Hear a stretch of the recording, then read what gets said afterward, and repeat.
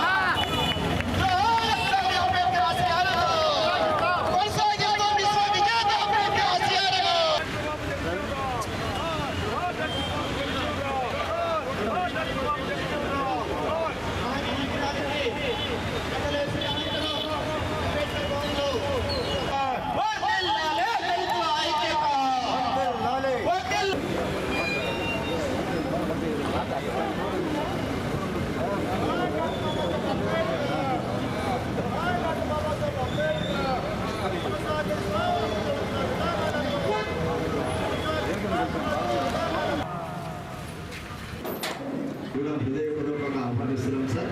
అలాగే గౌరవనీయులు మన ప్రియతమ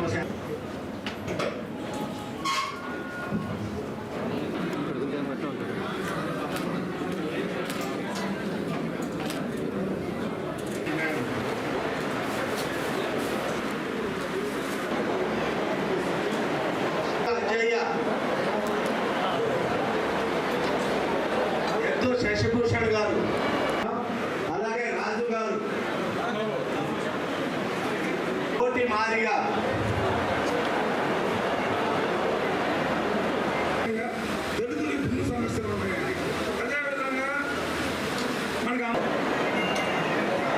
సుధీర్ బాబు గారు, డి గోపి గారు, చుండి శాంసర్ ప్లీజ్,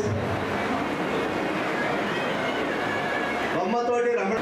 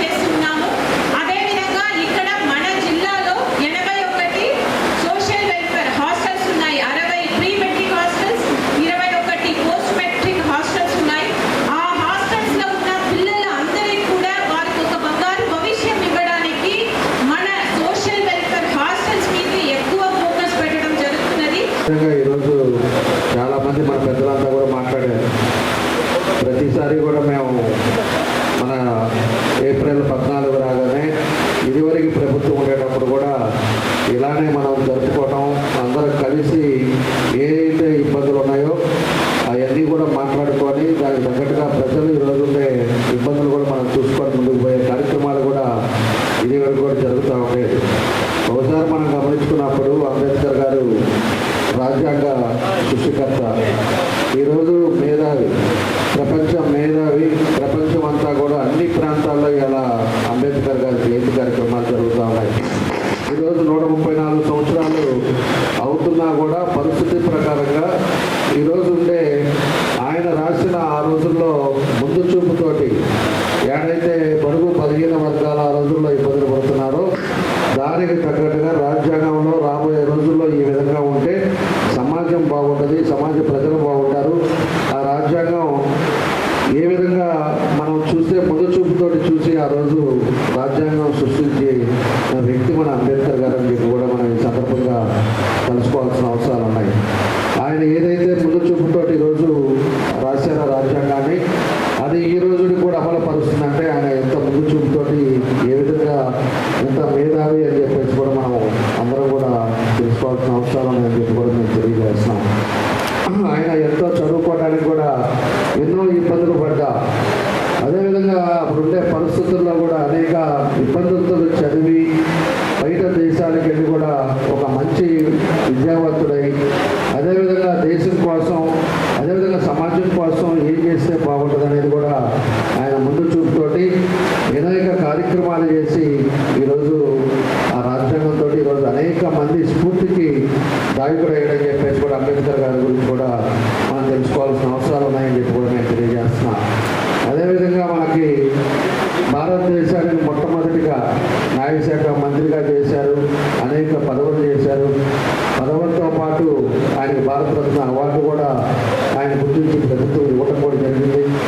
అనేక పదవులతో పాటు అనేక స్ఫూర్తితో మనకు అందరూ కూడా ముందుకు తీసుకెళ్ళిన కార్యక్రమాలు కూడా జరిగినాయని చెప్పేసి కాబట్టే ఈరోజు అన్ని ప్రాంతాలలో కూడా ఎక్కడైనా కూడా ఏ బొమ్మ గుళ్ళు ఉంటాయి, గుళ్ళతో పాటు అనేక ఊళ్ళు, ప్రతి ఊళ్ళో కూడా ఈరోజు అంబేద్కర్ గారి విగ్రహాలు పెట్టుకొని ఈరోజు చేస్తున్నారంటే ఆయన చేసిన సేవలను ఈరోజు ప్రతి ఒక్కరు కూడా ఈరోజు భారతదేశంలో గుర్తుపెట్టుకొని ఈరోజు ఆయన నివాళులు అర్పించే కార్యక్రమాలు జరుగుతున్నాయని చెప్పి కూడా మీకు ఈ సందర్భంగా నేను తెలియజేస్తున్నాను. ఒకటి,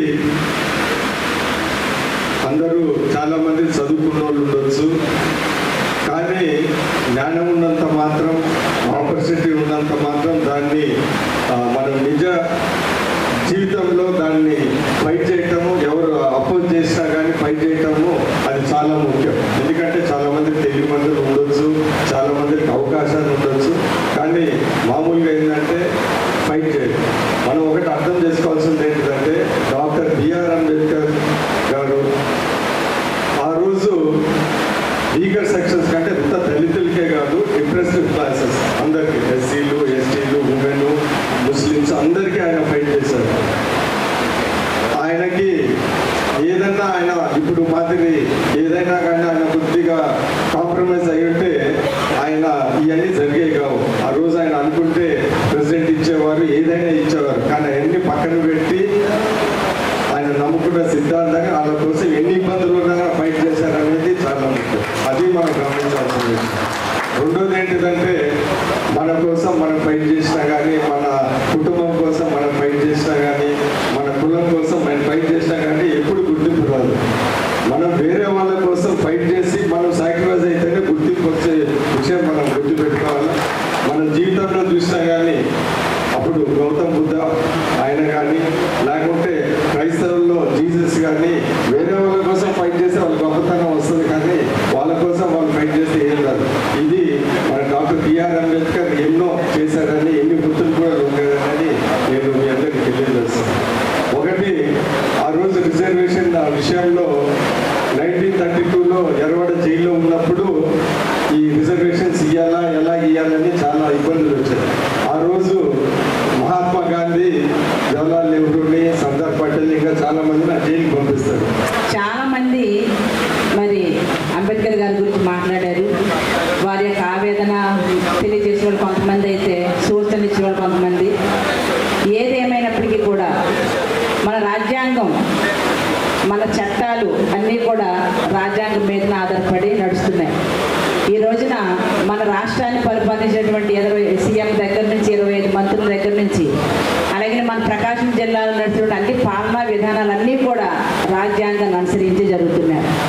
ఈరోజు కార్మికులకైనా, కర్షకులకైనా, ఉద్యోగులకైనా ఎవరైనా సరే రాజ్యాంగాన్ని అనుసరించే వారి యొక్క విధి నిర్వహణ జరుగుతున్నాయి. మరి అందరూ అడిగినట్టుగానే నాకు కూడా బాధ ఏంటంటే, అంత గొప్ప నాయకుడు, ప్రపంచమంతా కూడా మేధావిగా గుర్తించినటువంటి గొప్ప నాయకుడిని మరి కొన్ని వర్గాలు మాత్రమే గౌరవించడము, వారి ఉండే